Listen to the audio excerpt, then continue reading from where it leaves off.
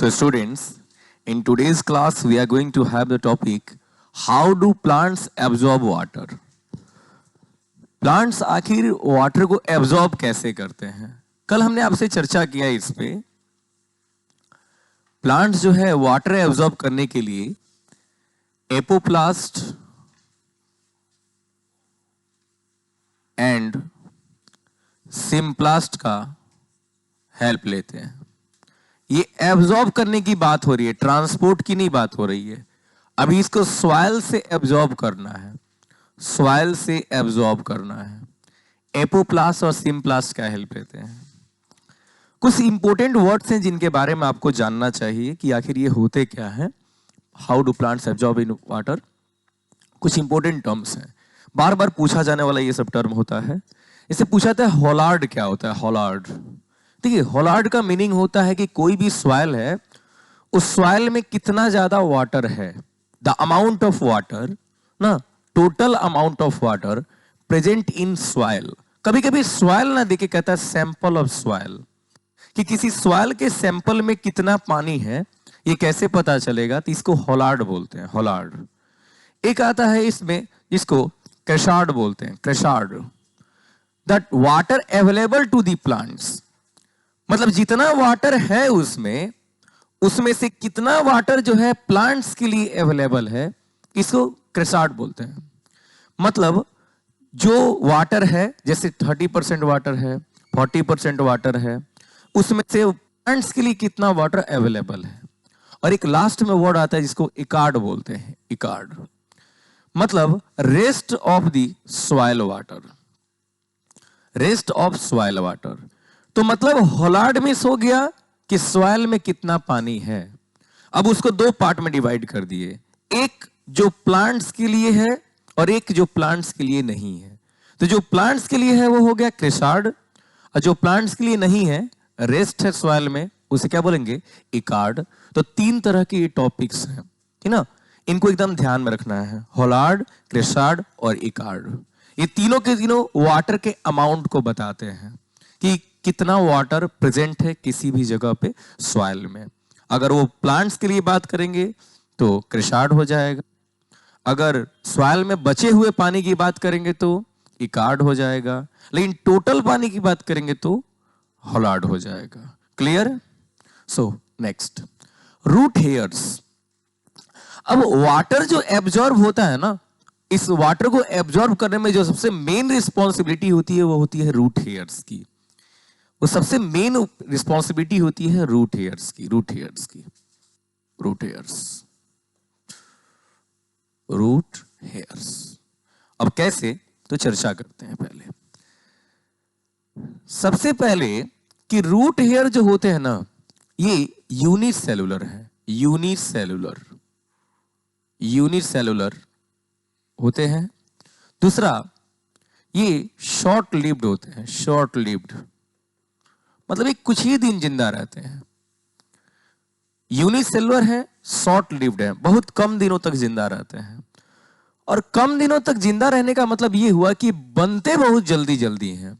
जैसे 3 दिनों के अंदर में ही अपना जनरेशन कर देंगे, 2 दिनों के अंदर में अपना जनरेशन कर देंगे, 1 दिनों में अपना जनरेशन कर देंगे। ये बनते बहुत जल्दी जल्दी हैं, लेकिन डेथ भी इनका बहुत जल्दी जल्दी से होता है ना। डेथ भी इनका बहुत जल्दी जल्दी से होता है। और दूसरा एक और कि ये एक्रोपीटल होते हैं। एक्रोपीटल, एक्रोपीटल होते हैं। एक्रोपीटल का मतलब होता है कि जो रूट होता है ना, रूट, जैसे ये रूट हो गया, ये रूट हो गया, तो ये एक्रोपीटल मतलब ऊपर के तरफ होते हैं। ऊपर के तरफ, ये ऊपर के तरफ उठे हुए रहते हैं। मोस्टली रूट हेयर्स ऊपर के तरफ उठे हुए रहते हैं। एक होता है बेसिपीटल, बेसिपीटल नीचे के तरफ होता है, और एक्रोपीटल जो ऊपर के तरफ होता है। तो एक्रोपीटल मैनर होते हैं, एक्रोपीटल अरेंजमेंट। कोई पूछे इस एक्रोपीटल क्या है, तो इसको हम बोलते हैं कि एक्रोपीटल जो है इनका अरेंजमेंट होता है। इसके अरेंजमेंट को बोलते हैं acropetal arrangement. Arrangement is acropetal. Next, ये आखिर आते कहां से हैं, तो सुनिएगा ध्यान से। रूट हेयर जिस जगह पे होते हैं उसको रूट हेयर जोन बोलते हैं। रूट हेयर जोन बोलते हैं, रूट हेयर जोन। और इसके लिए जो होता है ना, एपिडर्मल सेल्स होते हैं, एपिडर्मल सेल्स। तो आप ये भी बोल सकते हैं this is modified epiblema cell. Modified epiblema cells बोलते हैं इनको, modified epiblema cells, root hairs. अब आखिर एपिब्लेमा सेल्स क्या है, पूछा गया क्वेश्चन है एपिब्लेमा सेल्स कि आखिर मॉडिफाइड एपिब्लेमा सेल्स बोलने का मतलब क्या हुआ। तो एपिब्लेमा सेल बोलने का मतलब हुआ कि सुपरफिशियल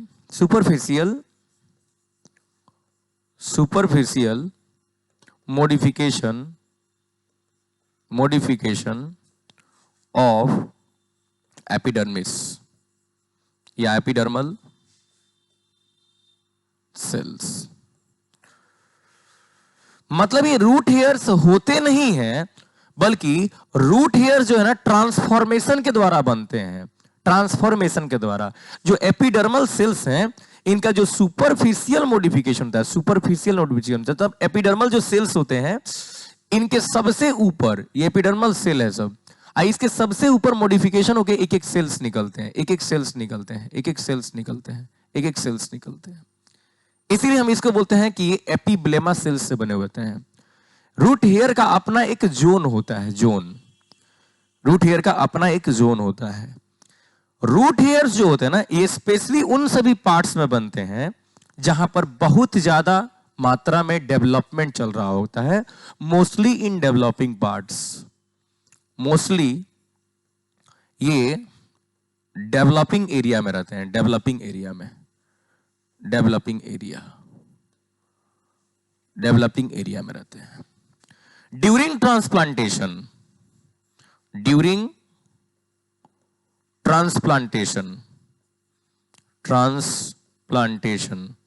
इनके साथ में गलत हो जाता है जब ट्रांसप्लांटेशन होता है। पढ़ाए थे हम आप लोगों को ट्रांसप्लांटेशन के बारे में।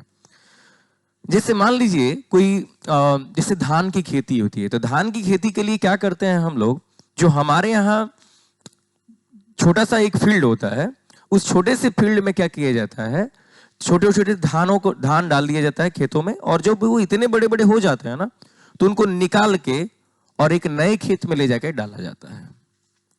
तो जब हम ट्रांसप्लांटेशन करते हैं ना, जब ट्रांसप्लांटेशन करेंगे, तो जैसे ही उसको प्लांट को खींचेंगे ना मिट्टी में से, जैसे ही प्लांट को मिट्टी में से खींचेंगे, उसका रूट हेयर ब्रेक कर जाएगा, उसका रूट हेयर ब्रेक कर जाएगा। और रूट हेयर के ब्रेक करने के कारण ब्रेक्स रूट हेयर्स ब्रेक कर गए, इससे क्या होगा, नो एब्जॉर्प्शन ऑफ वाटर। अब वाटर एब्जॉर्ब नहीं होगा। अब जैसे ही वाटर नहीं मिलेगा, तो आपको मालूम है कि सेल के शेप को बना के रखने के लिए वाटर जरूरी है। टर्जिड रहेगा तो एकदम तना तना रहेगा। बताए थे हम आप लोगों को, जो भी सेल्स होते हैं अगर टर्जिड रहेंगे तो उनको शेप मिला हुआ रहेगा। इसके कारण से एब्जॉर्प्शन ऑफ वाटर नहीं हो पाता है। इसके कारण से क्या होगा, wilting of leaves in new habitat. इसी कारण से जो नया वाला हैबिटेट होता है, वहां पर सारे के सारे पत्ते मुरझा जाते हैं, सारे के सारे पत्ते मुरझा जाते हैं। हां, घबराना नहीं है, फिर से करण अर्जुन आएंगे, लेकिन उसमें टाइम लगेगा। अब उसमें टाइम लगेगा, करण अर्जुन के आने में टाइम लग जाएगा। नेक्स्ट, रूट हेयर्स जो होते हैं ना, रूट हेयर्स, इनका काम, मैक्सिमम इनका यही काम है, एब्जॉर्प्शन ऑफ वाटर। लेकिन रूट हेयर्स में दो लेयर्स होते हैं, टू लेयर्स रूट हेयर्स में। इसमें जो आउटर लेयर होता है ना, आउटर लेयर, और एक होता है इनर लेयर,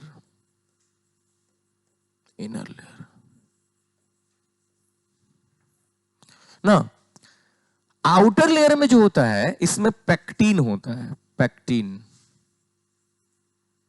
पैक्टीन, और इसमें इनर लेयर में होता है, इसमें सेलुलोज, सेलुलोज होता है। ये पैक्टीन जो होता है ना, डिजॉल्व्स इन वाटर, ये वाटर में डिजॉल्व हो जाता है, dissolves in water, dissolves in water, becomes slimy. बाहर जो पैक्टिन होता है, पैक्टिन वाटर डिसॉल्वेबल होता है, पानी में घुल जाता है, इसी कारण से स्लाइमी बन जाता है। इसीलिए रूट हेयर को जब आप पकड़िएगा ना तो बड़ा ही आपको स्मूथ फील होगा, बड़ी स्मूथ फील होगा। ये भीगा भीगा रहेगा और स्मूथ स्मूथ फील होगा, आपको स्मूथ स्मूथ फील होगा। और एक तो लेयर है सेलुलोज का, तो सेलुलोजिक वॉले होता है इसका, नथिंग एल्स। नेक्स्ट, जो भी रूट हेयर्स होते हैं ना, रूट हेयर्स, इनका जो डायमीटर होता है, इनका जो डायमीटर होता है अबाउट 10 माइक्रोमीटर तक होता है, 10 माइक्रोमीटर तक। जितना ही रूट हेयर्स का डायमीटर ज्यादा होगा उतना ही ये लोग एब्जॉर्प्शन ऑफ वाटर ज्यादा करेंगे।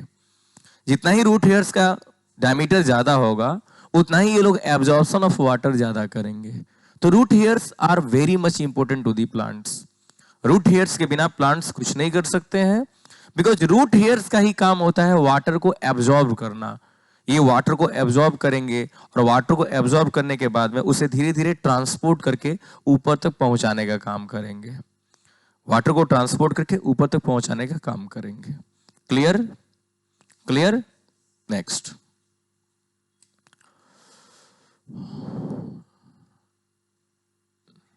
लिख रहे हैं जल्दी।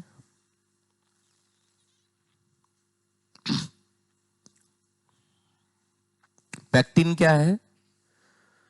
एक तरह का शुगर ही है, ठीक है ना। पैक्टिन शुगर्स में आते हैं, याद रखिएगा। लेयर्स बनाने का काम करता है ये सभी। नेक्स्ट, रहने दीजिए, कितना लिखिएगा लोग, स्लाइड डाला जाएगा वहीं से लिख लीजिएगा। चलिए, सिंपलेस्ट पाथवे, यहां एनसीईआरटी से बात करेंगे। सिंपलेस्ट पाथवे आखिर क्या है, हम उसी पे कल चर्चा कर रहे थे। तो हमने आपको बताया कि the inner boundary of the cortex, cortex का जो इनर बाउंड्री होता है, कॉर्टेक्स कौन होते हैं? बाहर वाले सेल्स होते हैं। The endodermis is impervious to water because a band of suberized matrix called Casparian strip. Casparian strip के प्रेजेंट होने के कारण, कैस्पेरियन स्ट्रिप के प्रेजेंट होने के कारण ये जो है impervious टू वाटर, ये वाटर को अंदर आने नहीं देता है। और अंदर नहीं आने देने का पीछे वो रीजन था, हम आपको बताए थे, ताकि सारा का सारा वाटर कहां से पास करे? सेल मेम्ब्रेन से पास करे। और जब सेल मेम्ब्रेन को क्रॉस करेगा तो क्या हो जाएगा?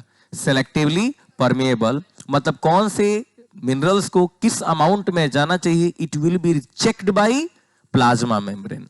प्लाज्मा मेम्ब्रेन अब इसको चेक करना स्टार्ट कर देगा, है ना। Next, water molecules are unable to penetrate the layer. Water molecules जो होते हैं, पेनिट्रेशन का मतलब होता है पास करना ना। वाटर मॉलिक्यूल्स जो है पेनिट्रेट नहीं कर पाएंगे। देखिए, हम लोग जब पानी गिराते हैं जमीन पर ना, हम लोग जब जमीन पर पानी गिराते हैं तो वो पानी, वो जो जल होता है, वाटर होता है, वो जमीन के द्वारा एब्जॉर्ब कर लिया जाता है। ये जो एब्जॉर्प्शन होता है ना, इसको बोलते हैं पेनिट्रेशन। ये पेनिट्रेट कर रहा है, penetration of water. Government is very much obligable, very much advisable to the persons, to the people, कि आप लोग जो है वाटर को पेनिट्रेट कीजिए। बताए थे हम आप लोग एक बार और इस पर, कि अगर हैंडपंप आपके यहां लगा हुआ है, अगर आपके यहां हैंडपंप लगा हुआ है और हैंडपंप से पानी गिर रहा है, तो आप इसके चारों तरफ एक चबूतरा बनवाइए और यहां का जो पानी निकल रहा है, इसको आप ना बड़ा बड़ा 2 गो टैंक बनवाइए। उस टैंक को खाली नहीं छोड़ना है, बालू डालना है। कंकड़ डालिए, बालू डालिए, कंकड़ बालू डालिए, गिट्टी और बालू इसमें डालिए, पूरा भर दीजिए, गिट्टी बालू से इसको भर दीजिए। अब पानी जाते ही बालू में अंदर चला जाएगा। अब धूप पड़ने से पानी उड़ेगा नहीं, इवेपोरेट नहीं होगा, और अंदर जाएगा। आप एक दिन में कितना पानी यूज करोगे? 100 लीटर? कोई बात नहीं, 100 लीटर इसमें और इसमें गया और एक दिन में वो सूख जाएगा, पूरा धरती में चला जाएगा चारों तरफ। पूरे धरती में फैल जाएगा। वो उसके अंदर सोक्ड हो गया, सोक्ड, पेनिट्रेट कर गया धरती के अंदर। आपका वाटर बर्बाद नहीं हुआ। नहा रहे हैं, कुछ काम कर रहे हैं, सारा का सारा वाटर आपके धरती में ही चला जाएगा, वहीं पर नीचे चला जाएगा, है ना। गांव में जो टॉयलेट बनता है, उस टॉयलेट में रिंग्स डाले जाते हैं, और जो टॉयलेट बनाने वाला आदमी रहता है वो कहता है कि आप 30 साल तक चलाओ, इसको नहीं भरेगा। तो भाई 30 साल में भरा क्यों नहीं? क्योंकि उसका सारा का सारा जो वाटर था वो क्या हो गया, पेनिट्रेट हो गया, एब्जॉर्ब हो गया धरती में। बचा क्या? मटेरियल। और जो मटेरियल बचता है उसको तो भाई कीड़े खा जाते हैं। तो कीड़े उसको मिट्टी में मिलाएं, मिट्टी बनते बनते बनते बनते बनते बनते बनते कई साल लग जाएंगे भरने में, कई साल लग जाएंगे भरने में। तो वही चीज होता है, पेनिट्रेशन, समझ गए? तो ये पेनिट्रेट नहीं कर पाएगा वाटर मॉलिक्यूल उस कैस्पेरियन वॉल को, क्योंकि सुबेराइज्ड है ना, उसमें सुबेरिन है ना, उसको जो है सुबेरिन है, इसको क्रॉस नहीं कर पाएंगे। So they are directed to wall regions that are not suberized. तो इनको वहां भेजा जाता है जहां पे सुबेराइज्ड नहीं है, into the cells proper through the membranes. कहा जाता है सुनो, इधर से तो आप नहीं जा सकते हो, इधर चेक पॉइंट है, चुपचाप चेक करवा लो, अंदर जाओ। The water then moves through symplast. तो इसके कारण से वाटर किसके थ्रू जाएगा अब? Symplast, and again crosses a membrane to reach the cells of xylem. और यहां से ये मेम्ब्रेन को क्रॉस करेगा और जाइलम तक पहुंचने की कोशिश करेगा। देख ले आप लोग, यहां से जा रहा था, जा रहा था, जा रहा था, जा रहा था, ये तो पास करने नहीं देगा, तो यहां से क्या करेगा? मेम्ब्रेन के थ्रू जाएगा। तो 3 बार पास करेगा, 1 2 3, और 3 बार में बबुआ का बीन बजा देगा सब, वो सब ना जी, एकदम खोज खोज के सारा का सारा फिल्ट्रेशन कर देगा सब। सुनो तुम नहीं जा सकते हो, सुनो तुम जा सकते हो। मेम्ब्रेन है भाई, जिंदा है, वो तो सिलेक्शन कर सकता है, कोई दिक्कत नहीं है। Next, the movement of water through the root layers is ultimately symplastic in endodermis. कहते हैं एंडोडर्मिस में सिम्प्लास्टिक होता है। तो भाई निश्चित है, एंडोडर्मिस क्या है? पेरिसाइकल है। एंडोडर्मिस क्या है? पेरिसाइकल है। अब पेरिसाइकल में हमेशा सिम्प्लास्टिक मूवमेंट ही होगा, वहां पर एपोप्लास्टिक मूवमेंट नहीं हो सकता है। क्यों? क्योंकि सिम्प्लास्ट के एंडोडर्मिस के जस्ट पहले कौन प्रेजेंट है? कैस्पेरियन स्ट्रिप प्रेजेंट है। Clear? Clear? Next, this is the only way water and other solutes can enter the vascular cylinder. Vascular cylinder is xylem. Xylem की बात कर रहा है। यही एक ऐसा रास्ता है जिससे हो करके जो वाटर है और अदर सॉल्यूट्स हैं, ये जाइलम में प्रवेश कर सकते हैं। नहीं तो जाइलम में प्रवेश करने की कोई दूसरी विकल्प नहीं है, ऑप्शन नहीं है इनके पास में। Once inside the xylem, water is again free to move between cells and as well as through them. कहता है जैसे ही ये लोग जाइलम के अंदर चले जाएंगे, अब ये फ्री है जिधर से मर्जी उधर से जाने के लिए। एक बार अगर ये जाइलम के अंदर पहुंच गए तो वहां से एपोप्लास्टिक मूवमेंट करे चाहे सिम्प्लास्टिक मूवमेंट करे, उससे कोई प्रॉब्लम नहीं है। बस एक बार इसे कहां पहुंचना चाहिए? जाइलम के पास में इसे पहुंचना चाहिए। इन यंग रूट्स, यंग रूट्स का मतलब क्या हो गया? जो एकदम से यंग रूट्स, अभी नए नए रूट्स तैयार हो रहे हैं। Water इंटर्स directly into the xylem vessels और ट्रैकिड्स। यंग रूट्स में अंडरलाइन कीजिए इसको, यंग रूट्स में जो है वाटर डायरेक्टली जाइलम वेसल्स में या फिर जाइलम ट्रैकिड्स में इंटर कर जाता है। These are non living conduits. Conduits किसको बोलते हैं? पाइपलाइन को बोलते हैं। पाइप बोलिए, ट्यूब बोलिए, पाइप या ट्यूब को कंडुइट्स बोलते हैं। हाँ, तो कह रहा है these are non living pipes and so are parts of the apoplast. ये सभी नॉन लिविंग पाइप्स हैं, इसीलिए एपोप्लास्ट के पार्ट्स माने जाएंगे। तो भाई निश्चित है कि जाइलम वेसल्स और जाइलम ट्रैकिड्स क्या होते हैं? नॉन लिविंग होते हैं। जाइलम पैरेन का ही वहीं क्या होता है? लिविंग होता है। जाइलम में 4 पार्ट्स होते हैं, जाइलम वेसल, जाइलम ट्रैकिंग, जाइलम पैरेन्काइमा, जाइलम एस्क्लेरेन्काइमा होता है ना जी। तो जाइलम पैरेन्काइमा ही एक लिविंग होता है, बाकी सब के सब नॉन लिविंग होते हैं। जाइलम पैरेन्काइमा लिविंग होता है, बाकी सब के सब नॉन लिविंग होते हैं। फ्लोएम में भी 4 पार्ट्स, कौन कौन? Phloem parenchyma, phloem sclerenchyma, sieve tubes, companion cells. उसमें एक गो डेड होता है, बाकी 3 गो लिविंग होता है। एक डेड होता है कौन? एस्क्लेरेन्काइमा। बाकी 3 गो लिविंग होता है कौन? Parenchyma, sieve tubes, companion cells. Xylem में एक गो जिंदा होता है, बाकी 3 गो मरा हुआ है। तो भाई जब डेड है, और एपोप्लास्टिक मूवमेंट कहां से होता है? एपोप्लास्टिक मूवमेंट होता है कहां से? सेल वॉल से। कहां से? सेल वॉल से। और सेल वॉल डेड होता है, सेल वॉल डेड होता है, तो जाइलम से जा रहा है, जाइलम वेसल, जाइलम टैगिट से, ये भी जब डेड है तो हम इनको क्या बोलेंगे? एपोप्लास्टिक मूवमेंट ही बोलेंगे। Clear? Next, some plants have additional structures associated with them that help in water and mineral absorption. कुछ प्लांट्स ने एड ऑन फिगर रखा है, एड ऑन फिगर।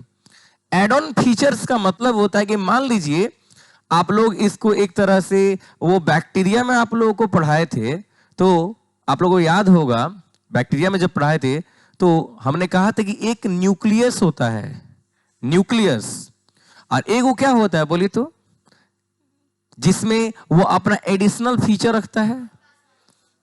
यस और नो? तो हम लोग क्या करते हैं उस फीचर में, अब मान लीजिए कि अलग अलग फीचर्स अलग अलग बैक्टीरिया के लिए अलग अलग होगा फीचर को ऐड करने के लिए, वैसे ये है कुछ एड ऑन फिगर रखा है, फीचर रखा हुआ है। जैसे मोबाइल फोन कहेगा, कंपनी कहेगा आपसे आज के दिन मोबाइल फोन खरीदिए, आपको एक चार्जर एक्स्ट्रा मिलेगा। हेडफोन नहीं मिलता है, आपको हेडफोन साथ में फ्री मिलेगा। एड ऑन फिगर हो गया, तो एड ऑन फीचर है।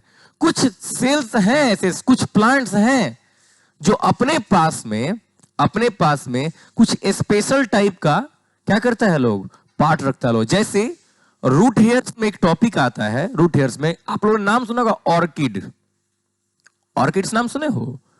तो ऑर्किड प्लांट जो होते हैं ना, ऑर्किड प्लांट, इनके पास में स्पेशल टिश्यूज होते हैं, स्पेशल टिश्यूज होते हैं। लिखने हो तो कहीं लिख सकते हैं, ऑर्किड प्लांट के पास कुछ स्पेशल टिश्यूज होते हैं। इन स्पेशल टिश्यूज का काम होता है ना, ये मॉइस्चर को एब्जॉर्ब कर लेते हैं, मॉइस्चर को absorb, moisture, absorption of moisture, ये मॉइस्चर को भी एब्जॉर्ब कर लेते हैं। इनको बोलते हैं वाइलमैन टिश्यू, इसका नाम होता है वाइलमैन टिश्यू बोलते हैं, वाइलमैन टिश्यू। ऑर्किड प्लांट को स्पेशल दिया गया है, रूट में होता है, रूट में, ऑर्किड प्लांट के रूट में मॉइस्चर को एब्जॉर्ब कर लेगा, वाटर नहीं, मॉइस्चर भी आ गया ना उसको भी एब्जॉर्ब कर लेगा। ये ऑर्किड प्लांट में स्पेशली होता है, ऑर्किड प्लांट में, समझे ना? तो उसी की बात कर रहा है कि कुछ प्लांट्स के पास में एडिशनल स्ट्रक्चर्स हैं associated with them that help in water absorption या मिनरल एब्जॉर्प्शन, इसमें हेल्प करता है। कुछ प्लांट्स के पास में कुछ एडिशनल फीचर्स ऐसे हैं, कोई दिक्कत नहीं है। अब माइकोराइजा क्या है? एक एसोसिएशन है, एसोसिएशन आप एक तरह से समझ लो, सिम्बायोटिक रिलेशनशिप। माइकोराइजा जो है एक तरह का सिम्बायोटिक रिलेशनशिप है ना, association of fungus with a root system. ये रूट कौन से होंगे? कोई प्लांट हो सकता है, कोई श्रब हो सकता है, कोई ट्री हो सकता है, कोई फॉरेस्ट प्लांट हो सकता है, फॉरेस्ट प्लांट हो सकता है, एक्सेट्रा। किसी भी प्लांट के रूट के साथ, किसी भी प्लांट के रूट के साथ फंगस जाके लग जाता है। अब इससे फायदा क्या होगा? देखो फंगस क्या करता है, वहां पर जहां भी फंगस लगेगा ना वहां पर मिनरलाइजेशन क्रिएट करेगा, मिनरल्स क्रिएट करेगा। और जैसे ही मिनरल्स बढ़ेंगे वहां का कॉन्सेंट्रेशन हाई हो जाएगा, रूट में सटे रहेगा। अब मान लीजिए ये रूट है और यहां पर ढेर सारा मिनरल जमा हो जाए तो बाहर से वाटर कहां जाएगा? इधर की तरफ। काहे कि वहां पर कॉन्सेंट्रेशन हाई है, अब कॉन्सेंट्रेशन हाई देख के रूट के बाहर से वाटर रूट के अंदर जाएगा, रूट के बाहर से वाटर रूट के अंदर जाएगा। अब मालूम चला उसका काम हो गया। तीन फंगस के कारण से एब्जॉर्प्शन हो जाता है वाटर का। कहने का मतलब हुआ कि the fungal filaments either form a network around the young root, या तो ये रूट के बाहर एक नेटवर्क बना देंगे, नेटवर्क देख रहे हो, एक नेटवर्क बना देंगे, नेटवर्क अपना बना देंगे, पूरी तरह से जाल बिछा देंगे, और पेनिट्रेट इनटू द रूट्स, या तो ये रूट्स के भीतर घुस जाएंगे। दोनों में फायदा है। अगर ये चारों तरफ नेटवर्क बना देंगे तो इनका कॉन्सेंट्रेशन क्या है, हाई है, वाटर इसमें आएगा, इसके थ्रू अंदर चला जाएगा, और नहीं तो रूट्स के भीतर चले जाएंगे, और रूट्स के भीतर जाएंगे तभी रूट का कॉन्सेंट्रेशन क्या हो जाएगा, हाई हो जाएगा। द हाइफी, हाइफी बोलते हैं जितने भी फंगस जो आपस में कनेक्ट होते हैं उनको हाइफी बोलते हैं। द हाइफी है very large surface area, hyphae के पास में सरफेस एरिया क्या है, बहुत ज्यादा है। मूर्खों, एक बार हाइफी के बारे में हम बताए थे, याद होगा, राइजोइड्स बताए थे, राइजोइड्स ऐसे बताए थे।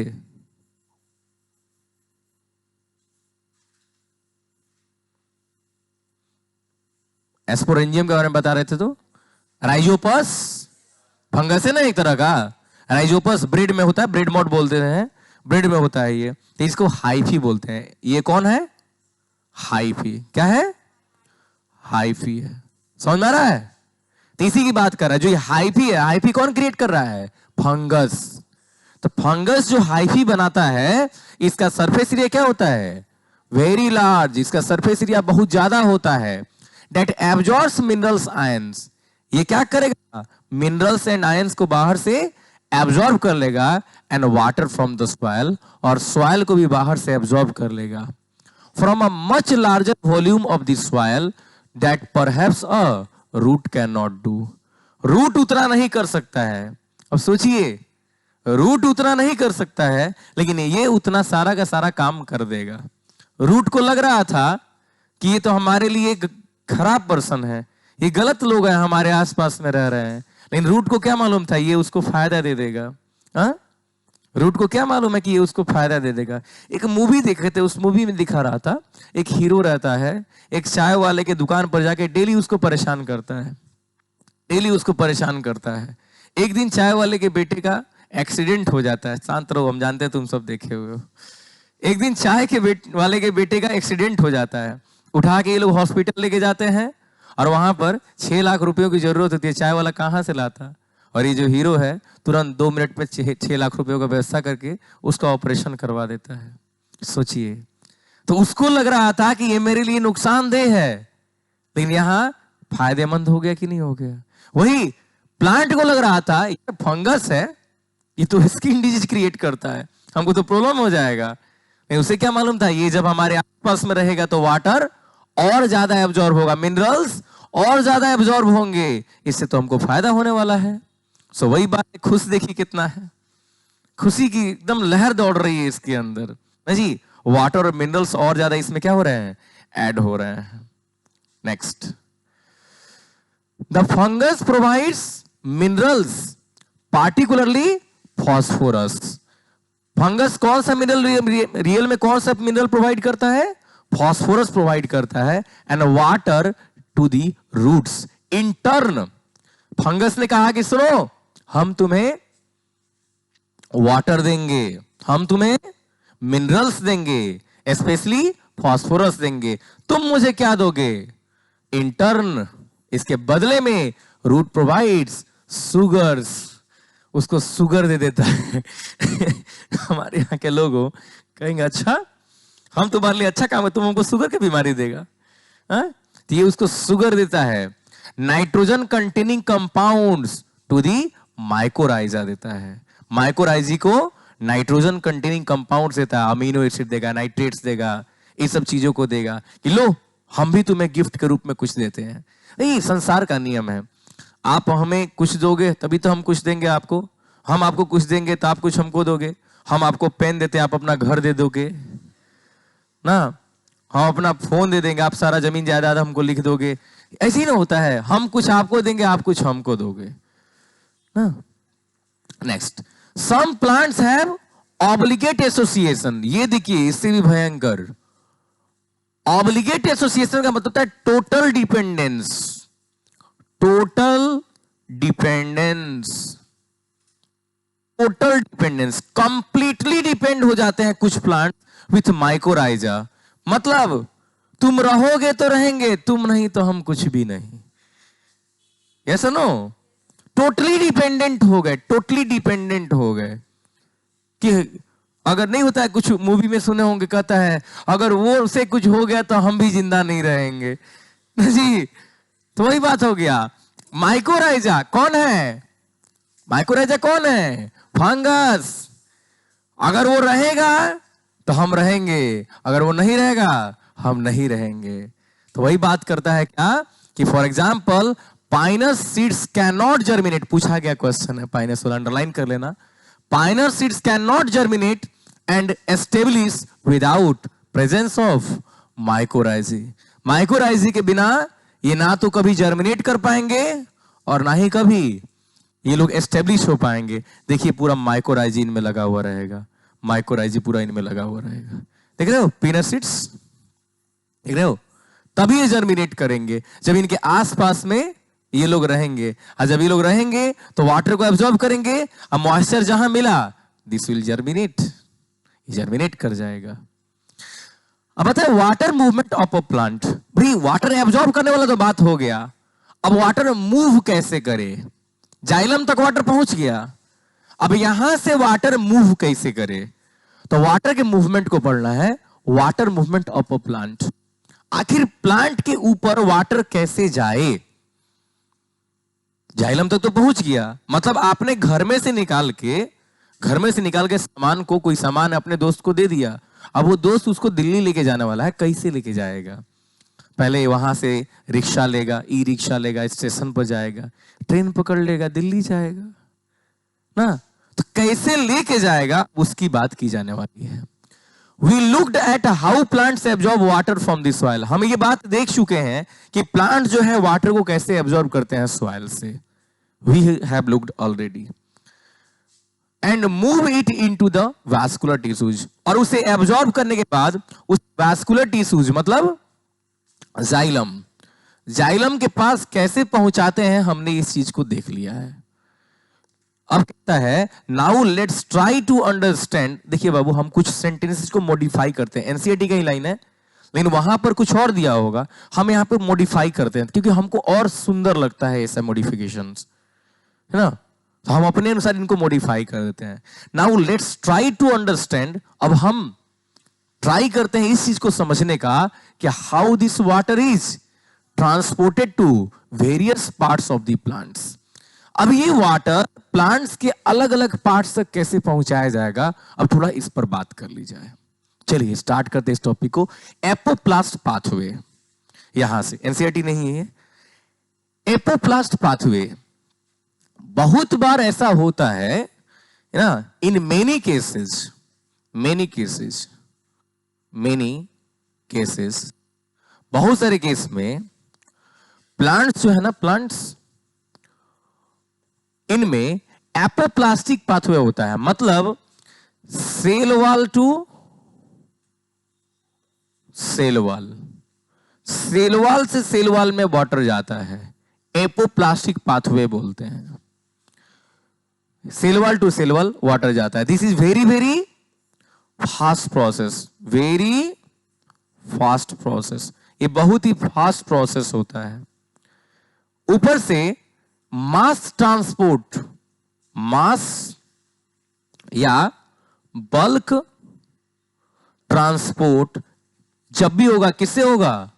एपोप्लास्टिक पाथवे से होगा। मास ट्रांसपोर्ट या बल्क ट्रांसपोर्ट जब भी होगा एपोप्लास्टिक पाथवे से होगा। तो पहला होता है एपोप्लास्ट पाथवे। वाटर का एब्जॉर्प्शन कैसे हो रहा है? पहला कैसे होता है? Apoplastic pathway. दूसरा होता है सिम्प्लास्ट पाथवे। सिम्प्लास्ट पाथवे का मतलब क्या हो गया? सेल ना, इस सेल के अंदर जाएगा कहां? साइटोप्लाज्म में। Cytoplasm is involved, is involved. इसमें साइटोप्लाज्म को इन्वॉल्व किया गया है। मतलब जो वाटर होगा, अगर मान लीजिए यहां पर एक सेल है, खूब बढ़िया समझ से चलिएगा बाबू, कहीं भी दिक्कत हो डायरेक्ट बोलना है। यहां पर एक सेल है और यहां पर एक सेल है, इन दोनों के बीच में क्या है? प्लाज्मोडेस्माटा। ये हो गया न्यूक्लियस, ये हो गया न्यूक्लियस, दिस इज वैक्यूल। तो ये जो वाटर है ब्लू कलर का, ये वाटर आएगा, इसमें घुलते मिलते आएगा, फिर ट्रांसपोर्ट करेगा, फिर घुलते मिलते आएगा, फिर ट्रांसपोर्ट करेगा। ये ऐसे ही ट्रांसपोर्ट होता है। मतलब इसमें साइटोप्लाज्म इन्वॉल्व्ड है। अब साइटोप्लाज्म अगर इन्वॉल्व हो गया तब दिमाग में कुछ गलत विचार आने लगते हैं, क्योंकि भाई अगर पानी अंदर गया सेल में तो सेल के अंदर क्या हुआ? क्या सिर्फ साइटोप्लाज्म में गया या इसमें टोनोप्लास्ट भी इन्वॉल्व हुआ? अगर वाटर बाहर बाहर चला गया, मतलब ये एक तरह का स्लो प्रोसेस है, ये एक तरह का स्लो प्रोसेस है, आई नो एक स्लो प्रोसेस है, क्योंकि सेल के अंदर अंदर से पास करने में क्या होगा? इट विल हैव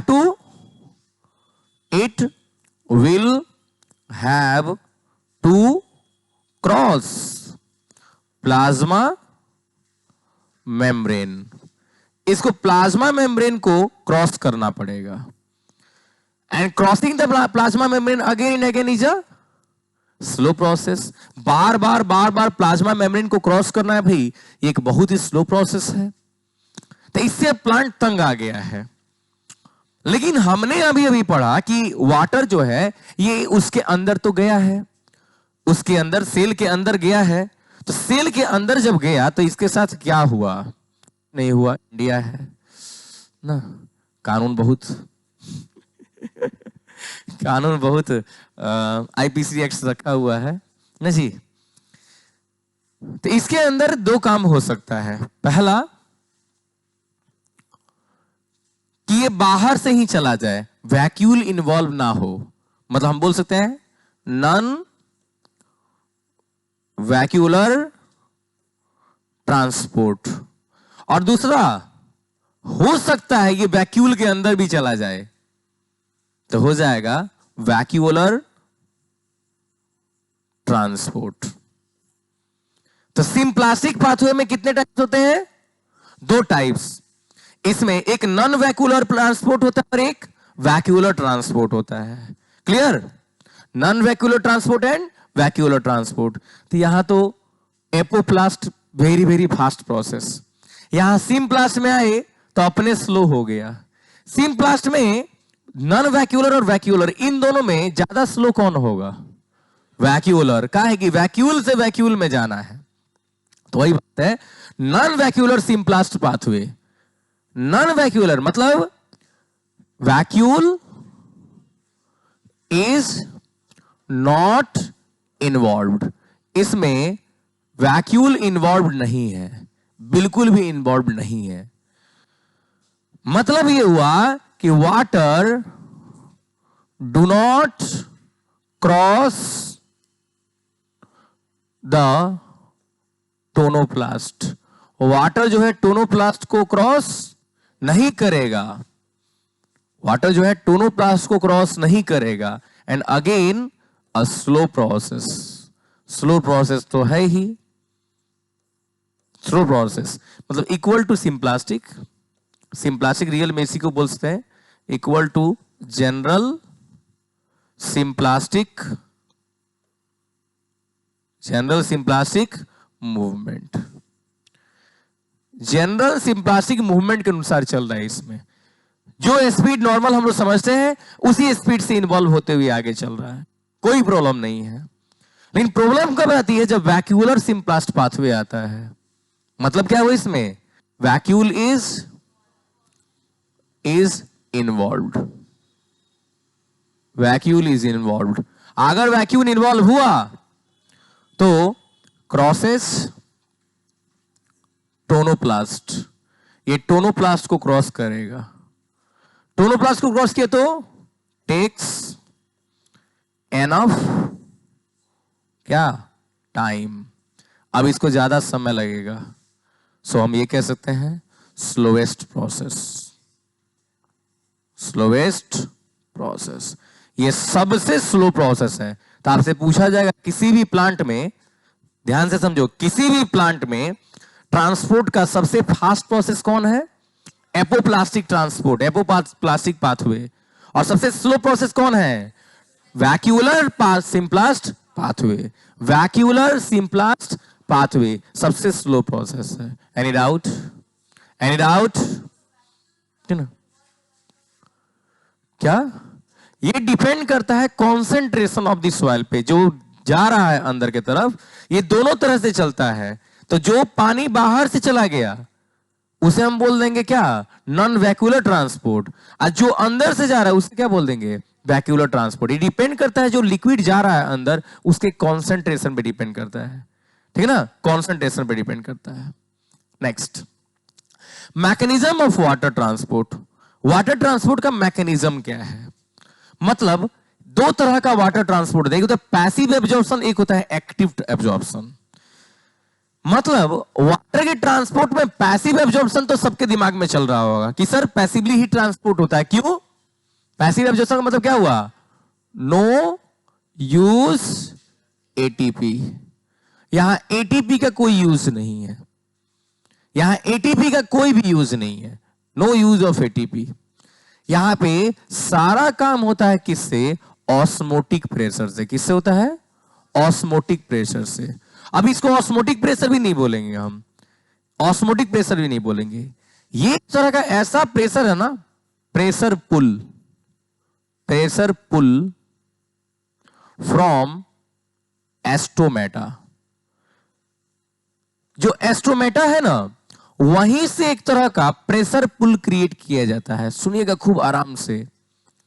एस्ट्रोमेटा है ना, एस्ट्रोमेटा मतलब प्लांट के ऊपर से ही एक पुल क्रिएट किया जाता है, पुल। अब ये पुल का मतलब हुआ क्यों? Due to transpiration. ये किसके कारण हुआ? ट्रांसपीरेशन के कारण।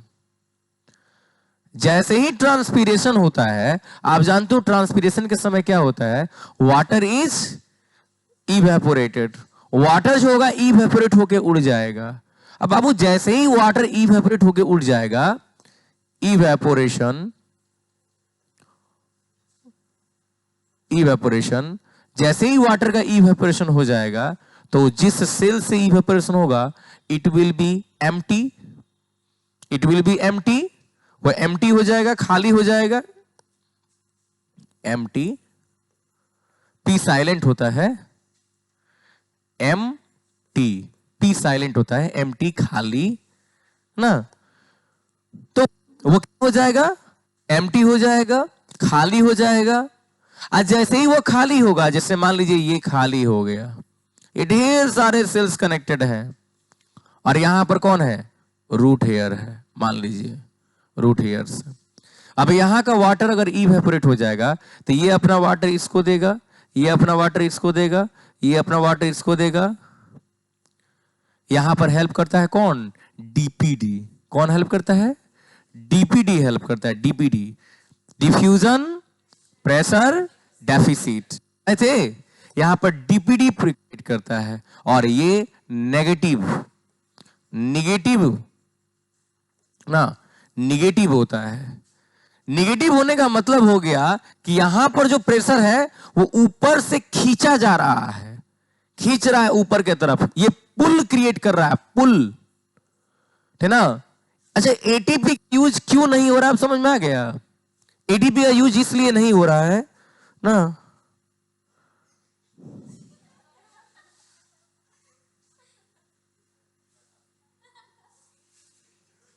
ये क्या हो रहा है जी?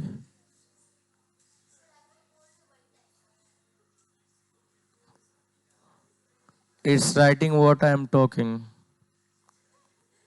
हाँ,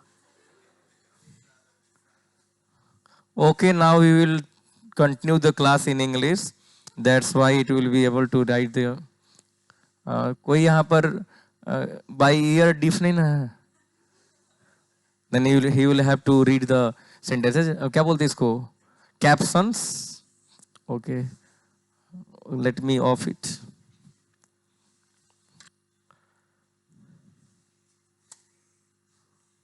thank you, okay, you are never welcome.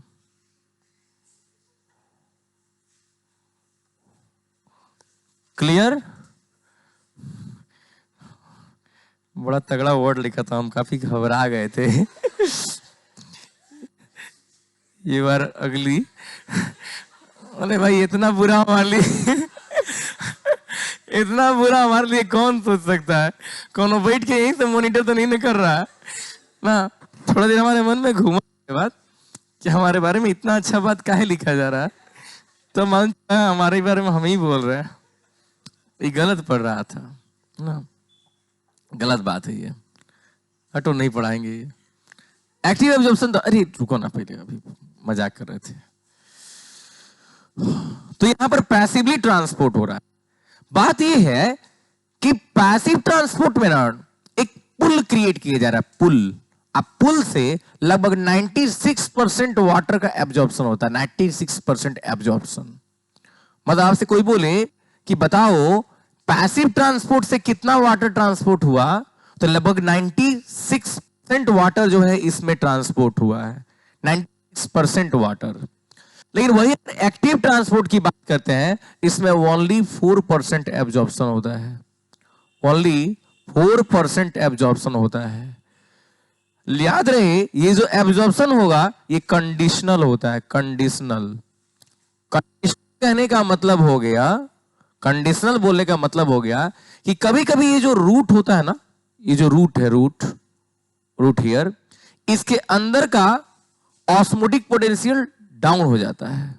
वहां पर ऑस्मोटिक पोटेंशियल हाई है, अब यहां पर ऑस्मोटिक पोटेंशियल हाई है और यहां पर ऑस्मोटिक पोटेंशियल लो है। सुनिएगा, तो यहां पर ऑस्मोटिक पोटेंशियल हाई है, यहां पर ऑस्मोटिक पोटेंशियल क्या है, लो है, तब तो वाटर ट्रांसपोर्ट हो रहा है, तब तो वाटर ट्रांसपोर्ट हो रहा है। लेकिन सपोज कीजिए यहां का ऑस्मोटिक पोटेंशियल डाउन हो जाए, प्लांट को ऊपर वाटर की जरूरत है और यहां पर ऑस्मोटिक पोटेंशियल डाउन हो जाए यहां पर, तो ये क्या करेगा, उसके ऊपर एनर्जी देके बाय यूजिंग एटीपी, एटीपी का यूज करके एक प्रेशर अप्लाई करेगा। इसी प्रेशर को पॉजिटिव प्रेशर बोलेंगे। क्या बोलेंगे? पॉजिटिव प्रेशर बोलेंगे। एक प्रेशर अप्लाई करेगा, एटीपी का यूज करके एक प्रेशर अप्लाई करेगा कि तू ऊपर पानी का जरूरत है, तुमको समझ में नहीं आ रहा है, ऊपर वाटर का जरूरत है, तुमको समझ में नहीं आ रहा है। 2-4 थप्पड़ एटीपी लगाएगा, 200-400 जूल ना, तुरंत एनर्जी ऊपर भागते हुए पहुंचेगा।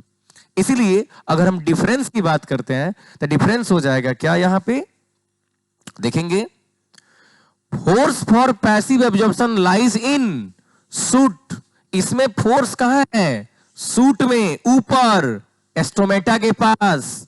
लेकिन force for active pressure absorption develops in root. देखियो ये फोर्स कहां डेवलप हो रहा है? रूट हेयर्स में जी, ये रूट हेयर्स हो गया, ये रूट हो गया।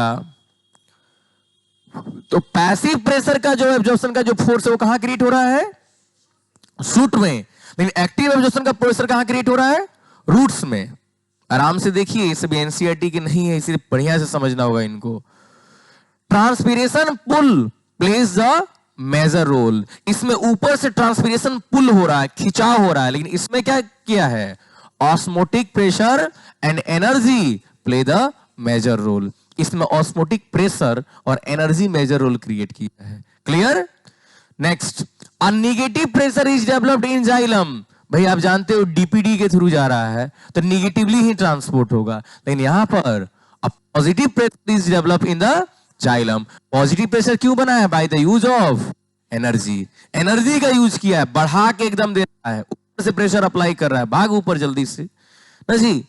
Rate of absorption is high, बहुत ज्यादा होता है इसका एब्जॉर्प्शन, बहुत तेज। भाई पुल है, पुल, लेकिन यहां पे कह रहा है rate of absorption is low.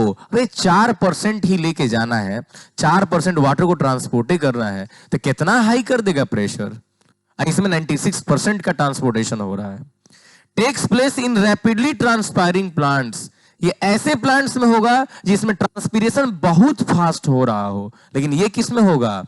Slowly ट्रांसपायरिंग plants, जो बहुत धीरे धीरे धीरे धीरे ट्रांसपीरेशन कर रहे हैं, जबरदस्ती उनको कर रहा है, कोरोना ट्रांसपीरेशन, कोरोना ट्रांसपीरेशन, जबरदस्ती करवाया जा रहा है।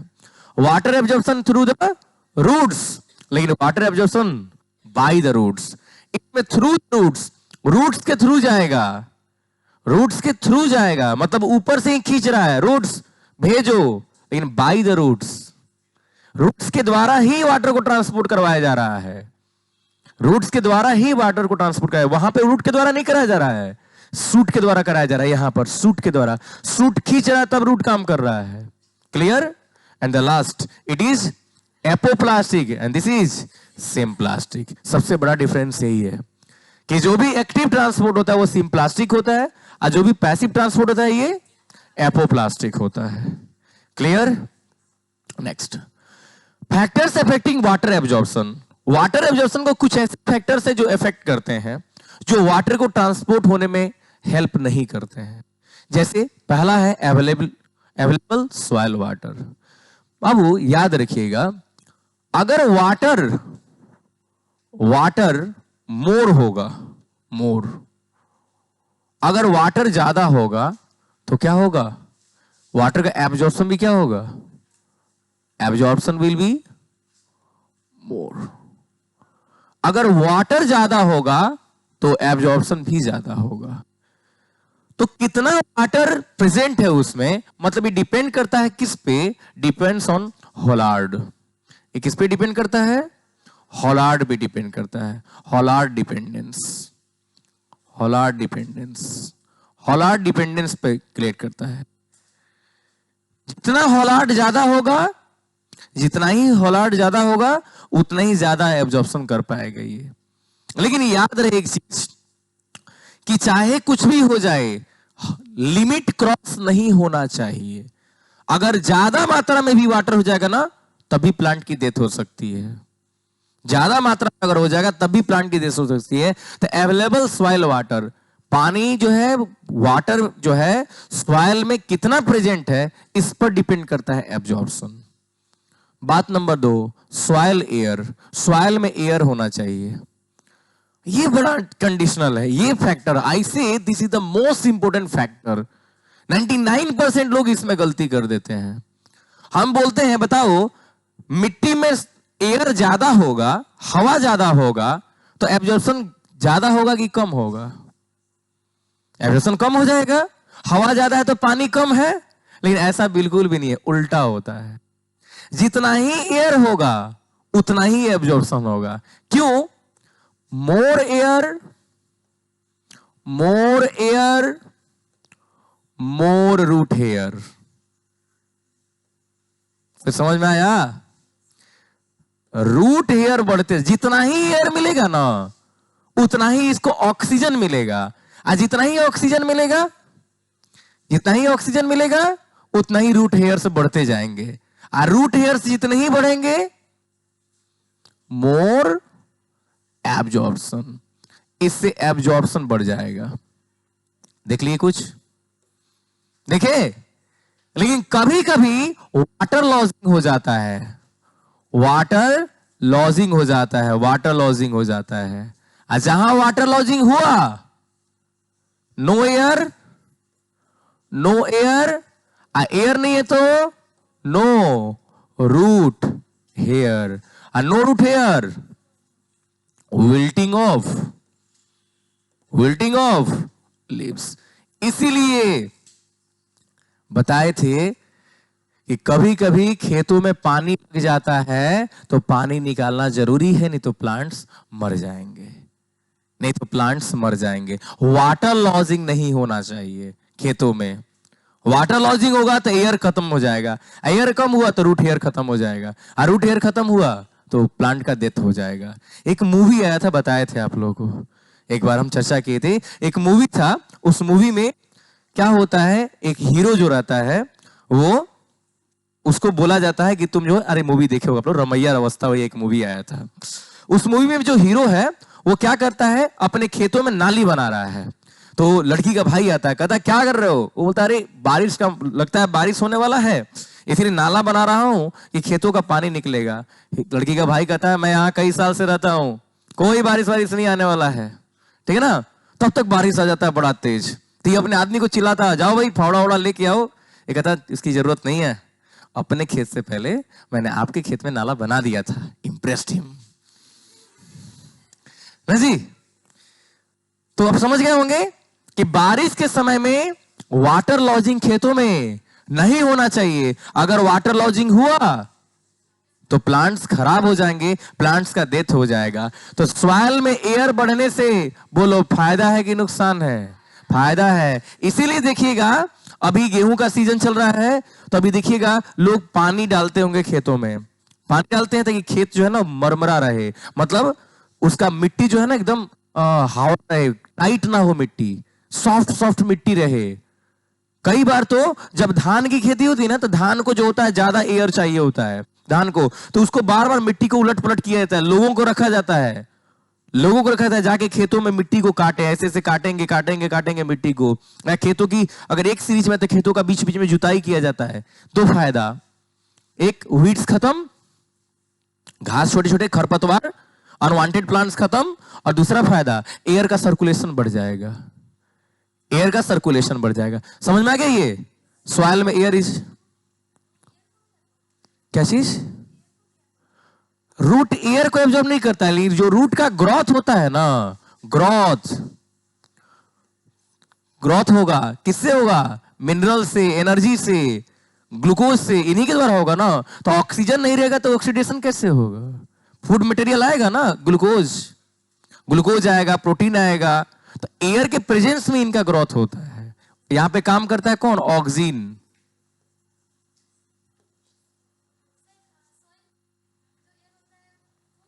हाँ, वो तो एब्जॉर्ब होगा ही। नहीं नहीं नहीं, रूट के द्वारा भी एब्जॉर्प्शन होता है, याद रखिएगा। रूट के द्वारा भी एब्जॉर्प्शन होता है। जो खाना आया है, ट्रांसलोकेशन प्रोसेस द्वारा फ्लोएम ने ग्लूकोज पहुंचाया है, तो ऑक्सीजन कहां से लेगा? ऊपर से फिर ऑक्सीजन मांगेगा। ये लीफ में अलग होता है, स्टेम में अलग होता है, रूट्स में अलग। ट्रांसपीरेशन हर जगह पे, रेस्पिरेशन हर जगह पे अपना अपना होता है, याद रखिएगा। रूट का अलग रेस्पिरेशन होता है, लीफ का अलग होता है, स्टेम का अलग होता है। इसीलिए रूट में रूट हेयर्स यही ऑक्सीजन को एब्जॉर्ब करते हैं। और ऊपर हो गए स्टेम में क्या रहेगा? आपको लेंटिसेल्स होते हैं, और लीफ में कौन होते हैं? एस्ट्रोमेटा होते हैं। समझ आया? तो रूट हेयर्स एब्जॉर्प्शन करेंगे, और जहां एब्जॉर्प्शन खत्म हुआ मर जाएंगे। खाना नहीं मिलेगा तो मर जाएंगे ना। अब खाना है, ऑक्सीजन ही नहीं है। आपके बॉडी में ढेर सारा ग्लूकोज है, और हम नाक मुंह दबा दें। कान से सांस लेना स्टार्ट कान से सांस लेना स्टार्ट, आंखों से सांस लेना स्टार्ट। ये कला होनी चाहिए आपके पास, है ना? Very good. Concentration of soil solution. Soil solution का कॉन्सेंट्रेशन देखना पड़ेगा। अब एक बात बताओ, बाहर का कॉन्सेंट्रेशन हाई हो जाए और अंदर का कॉन्सेंट्रेशन लो हो जाए, मतलब सॉल्ट अगर बढ़ने लगे, मोर सॉल्ट, अगर सॉइल में सॉल्ट का अमाउंट बढ़ जाए तो वाटर ज्यादा एब्जॉर्ब होगा, कम हो जाएगा। More salt, more concentration of soil, more concentration of soil, and more concentration of soil low, less लिख देते हैं, less absorption, less absorption, absorption कम हो जाएगा। क्लियर? जैसे जैसे यहां पर कॉन्सेंट्रेशन बढ़ते जाएगा, एब्जॉर्प्शन कम होते हुए चला जाएगा, एब्जॉर्प्शन डाउन हो जाएगा। And last but not the least, छूट गया एक, टेम्परेचर, है ना? 4 नंबर में कौन होता है? टेम्परेचर होता है। टेम्परेचर, टेम्परेचर सबसे ज्यादा एब्जॉर्प्शन 30 डिग्री पर होता है, याद रखिएगा, 30 डिग्री सेल्सियस पे। At 30 degree Celsius absorption is highest. 30 degree Celsius temperature पे सबसे ज्यादा एब्जॉर्प्शन होता है। लेकिन अगर यहां से ऊपर बढ़ा, मोर टेम्परेचर, लेस एब्जॉर्प्शन, और अगर ये गलती से कम होके 0 डिग्री सेल्सियस पहुंच गया तो चेक हो जाएगा, चेकमेट। चेक हो जाएगा। चेक बोलने का मतलब स्टॉप, वहां पर अब ये वाटर को एब्जॉर्ब नहीं करे। 0 डिग्री सेल्सियस पे वाटर एब्जॉर्ब नहीं होता, इसीलिए अंटार्कटिका में एक भी प्लांट नहीं है। इसीलिए अंटार्कटिका में एक भी प्लांट नहीं है कि 0 डिग्री सेल्सियस पे पहुंचा तो एब्जॉर्प्शन रुक जाएगा। 0 डिग्री सेल्सियस से ऊपर होना चाहिए एब्जॉर्प्शन करने के लिए। याद रहेगा। तो टेम्परेचर पर भी ये फर्क पड़ता है। तो 0 डिग्री सेल्सियस ये चेक हो जाएगा। कहीं ना कुछ कहना चाहते हैं, 0 डिग्री सेल्सियस पर ये चेक हो जाएगा। याद रहेगा। नेक्स्ट, अब हम लोग बात करेंगे यहां पर एसेंट ऑफ सैप के बारे में। फिर एसेंट ऑफ सैप होता क्या है? देखिए, एसेंट ऑफ सैप का मतलब होता है कि वाटर का एक टर्जर प्रेशर क्रिएट होना। टर्जर प्रेशर, हाँ जी, नहीं। अब देखिए, टेम्परेचर जब हद से ज्यादा बढ़ना स्टार्ट करेगा तो सॉइल का टेम्परेचर बढ़ेगा, और सॉइल का टेम्परेचर जब बढ़ेगा तो इसके यहां से इवेपोरेशन हो जाएगा सॉइल से ही, तो ये वाटर को बाहर रिलीज करके अंदर बाहर रिलीज कर देगा ना। तो 30 डिग्री सेल्सियस हमारा जो रूम टेम्परेचर होता है ना, इसके आसपास में सबसे ज्यादा एब्जॉर्प्शन होता है, ठीक ना। इसके आसपास सबसे ज्यादा एब्जॉर्प्शन होता है। बढ़ गया तो घटा देगा, समझ गए। एसेंट ऑफ सैप किसको बोलते हैं? नाम सुने होंगे आप लोग टर्जर प्रेशर का, बहुत बार पढ़ा है। टर्जर प्रेशर, टर्जिट सेल बोले थे, छोटका बचवा जन्म लेता है टर्जिट। टर्जर प्रेशर, ये टर्जर प्रेशर जो होता है ना, इसी के कारण होता है एसेंट ऑफ सैप। मतलब movement of water due to turgor pressure. Turgor pressure के कारण जो वाटर का मूवमेंट होता है, इसी को एसेंट ऑफ सैप बोलते हैं। लेकिन ये टर्जर प्रेशर क्रिएट कैसे हुआ, अभी भी बताए हैं। कहां से क्रिएट होता है? एस्ट्रोमेटा से। कहां से? एस्ट्रोमेटा से क्रिएट होता है। एस्ट्रोमेटा के पास में क्या हो जाता है? ट्रांसपीरेशन। एस्ट्रोमेटा ट्रांसपीरेशन करता है। तो जैसे ही एस्ट्रोमेटा में ट्रांसपीरेशन होगा, ये क्या क्रिएट करेगा? ट्रांसपीरेशन पुल क्रिएट करेगा।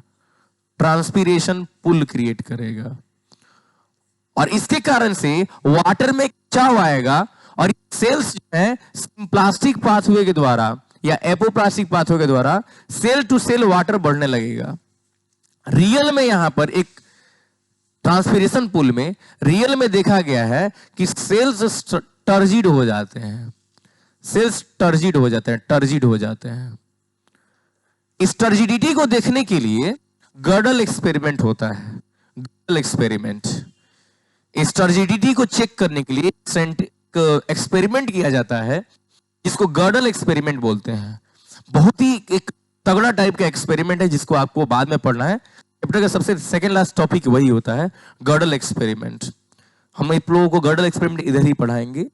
तो this is ascent of sap, transpiration pull के द्वारा जो पानी ऊपर की तरफ जा रहा है। Mechanism of ascent of sap, इसका मैकेनिज्म क्या है? तो many theories were put to forward to explain the mechanism of ascent of sap. आखिर पानी ऊपर कैसे जा रहा है, रियल में किसी को पता नहीं चल पा रहा था। इस पर ढेर सारे साइंटिस्ट आए, वेस्टमेयर आए, इसमें है ना, ब्लॉक आए, फिर इसमें आप लोगों को जगदीश चंद्र बोस आए, ढेर सारे साइंटिस्ट, सैक आए, अलग अलग साइंटिस्ट आए हुए इसमें। डॉली एंड एक साइंटिस्ट से ना, डॉली एंड डैक्सन, ये लोग आए, अलग साइंटिस्ट आए हुए हैं। सब लोग अपना अपना थियरी दिया। किसी ने कहा अरे नहीं, पानी को नीचे से धक्का दिया जाता है, कहते नहीं, पानी को ऊपर से खींचा जाता है। कहते नहीं भाई, ऐसा कुछ नहीं होता है। फ्रूट जो होता है ना, वो अपने लिए पानी को एब्जॉर्ब करके लाता है। कोई कहता है ना, ऐसा बिल्कुल भी नहीं है, जाइलम पैरेन्काइमा ट्रांसपोर्ट करता है। ये कहता है जाइलम पैरेन्काइमा ट्रांसपोर्ट करता है, ट्रांसपोर्ट होगा इसमें ना, जाइलम वेसल्स काम करते हैं। सब लोग अपना अपना थियरी दिया, जिनका सैक का नाम रखे हैं, डॉली एंड डैक्सन का नाम रखे हैं, आपको जगदीश चंद्र बोस का नाम रखे हैं, वेस्टमेयर का नाम रखे हैं, गर्डलिंग का नाम रखे हैं। सब लोग अपना अपना थ्योरी दे रहा था। तो वही बात करें, many theory were put forward to explain mechanism of ascent of sap. Ascent of sap water का ट्रांसपोर्ट कैसे हो रहा है, इसको समझाने के लिए वाटर का ट्रांसपोर्ट कैसे हो रहा है इसको समझाने के लिए बहुत सारे साइंटिस्ट लोगों ने अपनी थ्योरीज दिए। This theories are placed in following 3 categories. 3 category में इसको डिवाइड किया जाता है। एक होता है वाइटल फोर्स थ्योरी, एक होता है रूट प्रेशर थ्योरी, और एक होता है फिजिकल फोर्स थ्योरीज। 3 तरह का थ्योरी आता है इसमें, vital force theories, root pressure theories and physical force theories. ये 3 तरह का, तीनों के अंदर में 4-4 थ्योरीज हैं। इन तीनों के अंदर में 4-4 थ्योरीज हैं। Clear? So thank you for today, see you tomorrow.